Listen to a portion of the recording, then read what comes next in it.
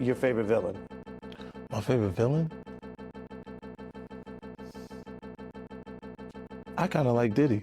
A lot of people want to know why you wasn't in it, man. Well, first and foremost, you know, I thought I was going to be in the documentary at first until I started talking to that director. That 50 Cent Diddy documentary may go down as one of the greatest documentaries of all times. The man already broke the internet when he dropped the documentary, and it went #1 in less than 24 hours. Jaguar Wright has erupted with explosive claims about what was allegedly cut from the Netflix Diddy documentary executive produced by 50 Cent. According to her, the version the public saw was a sanitized edit, leaving out darker footage, bigger industry names, and deeper motives. She insists this isn't just about creative differences, but about intentionally protecting powerful figures. While audiences debate what was shown in Sean Combs, The Reckoning about Sean Combs, Jaguar claims the real story never made it past the editing room because it was too dangerous to air. Think about that. Look at what happened from that. See, and this is why this documentary is I'm not calling it a documentary. I'm calling it a mockumentary. That's what I call it. That's Spinal Tap. I call it a mockumentary. I feel like this whole thing is mocking me. That's how I feel. It's wild. But go ahead. Was there anything at all that you were watching this documentary that was new information to you? New? Yes. No. From the history of Puff, him coming up, anything new? No. There was nothing new for me. There was nothing new for me.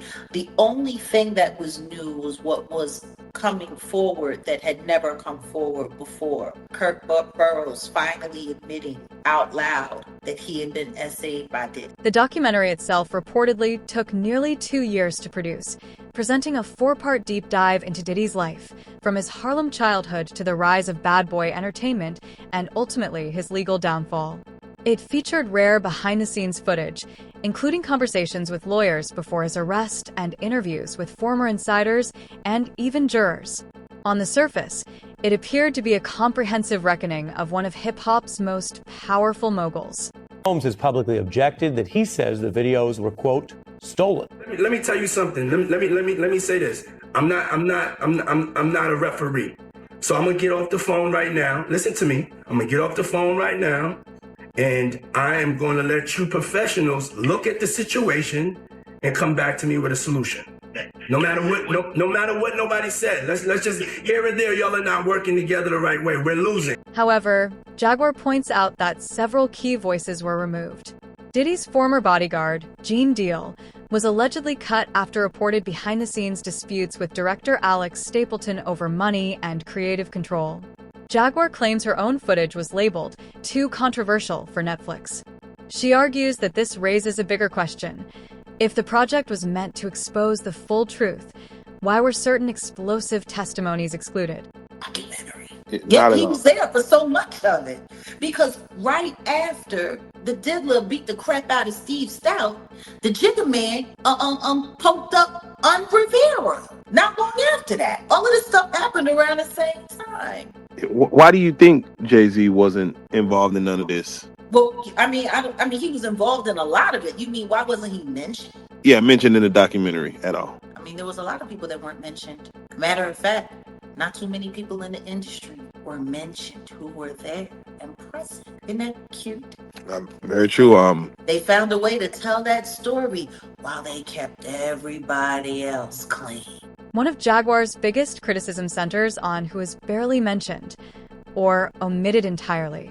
She highlights the limited references to Jay-Z despite his long-standing ties to that era and power circle. She also notes the absence of Stevie J, a longtime bad boy producer who reportedly lived at Diddy's Star Island mansion during pivotal years. Most striking to her is the minimal screen time given to Clive Davis, who once held majority ownership of Bad Boy. Jaguar questions how a documentary claiming to tell the full story could give such influential figures only fleeting attention.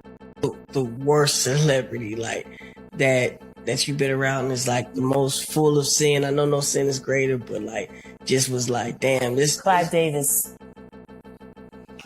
Devil incarnate. Clive Davis. He Janis Joplin. He blackmailed Betty Wright so she wouldn't tell anybody that he Janis Joplin. He killed Whitney Houston.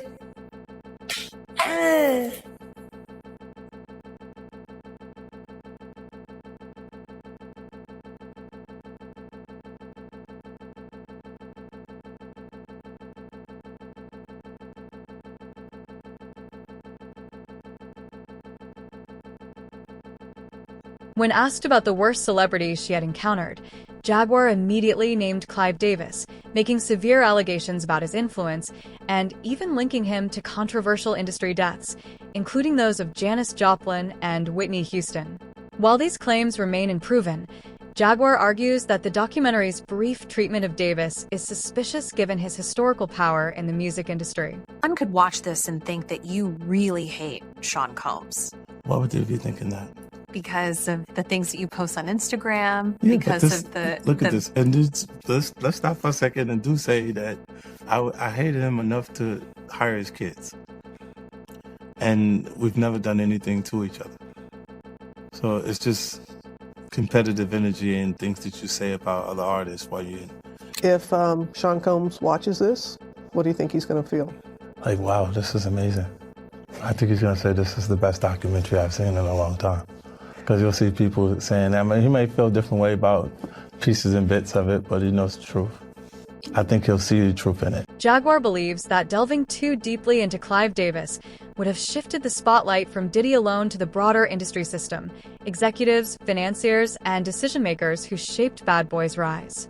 She suggests that exposing that machinery may have been considered too risky for a mainstream platform like Netflix. Was interesting to watch, you don't think? Kalima's testimony? She was probably the most pitiful witness they brought up to speak about all of this in the entire thing. Kalima? Wait, why you say that? She was emotional. She was emotional? That's what you call it? that's what I'm trying to call it. Capricorn Clark was emotional. I'll give her emotion. I'm sitting there looking at someone, in my opinion, who appears to be struggling with a substance issue, trying not to fall apart on camera. Meanwhile, nobody paying attention to the fact that she's sitting there afraid to really say anything at all because she's in the middle of a custody battle. Another major frustration for Jaguar involves Kim Porter. She argues that Kim, the mother of several of Diddy's children, should have been central to the narrative. Instead, Jaguar says Kim's story was minimized and filtered through others rather than told through her own voice. To Jaguar, this represented a missed opportunity to fully examine Kim's role and experiences within Diddy's world. Your thoughts as far as how they portrayed Kim Porter with this Reckoning documentary? They didn't portray her at all. Yeah, they didn't. That's the thing. They didn't portray her at all. She was spoken for by Kalima. That was interesting to watch, you don't think? Kalima's testimony? She was probably the most pitiful witness they brought up to speak about all of this in the entire thing. Kalima? Wait, why you say that? She was emotional. She was emotional? That's what you call it? that's what I'm trying to call it. Capricorn Clark was emotional. I'll give her emotion.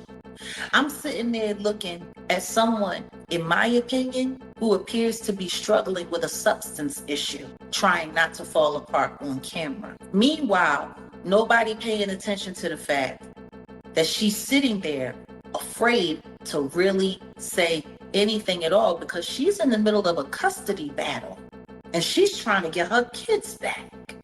And she's got to be careful of whatever she says because it could make it impossible for her to get her kids back. Did nobody pay attention to that? Yeah, no, she said she wanted $5,000 from Diddy. She wanted $5,000 from her former bandmate and a billionaire.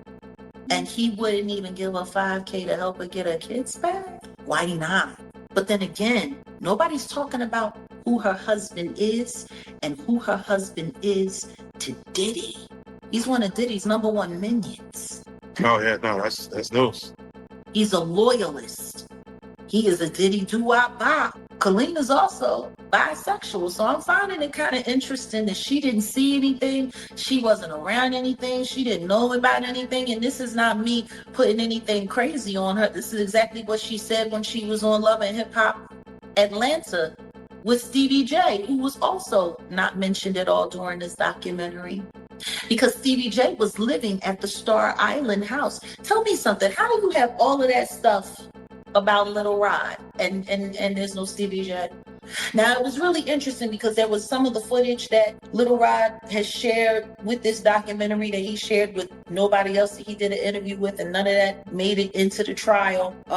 There's images of him with French Montana and the Diddler on the yacht, but nothing of Stevie J. Surgically removed. Jaguar also criticized the interview with Keena Harper, claiming it felt restrained. She suggested Keena may have been cautious due to an ongoing custody battle and alleged ties between her husband and Diddy's circle.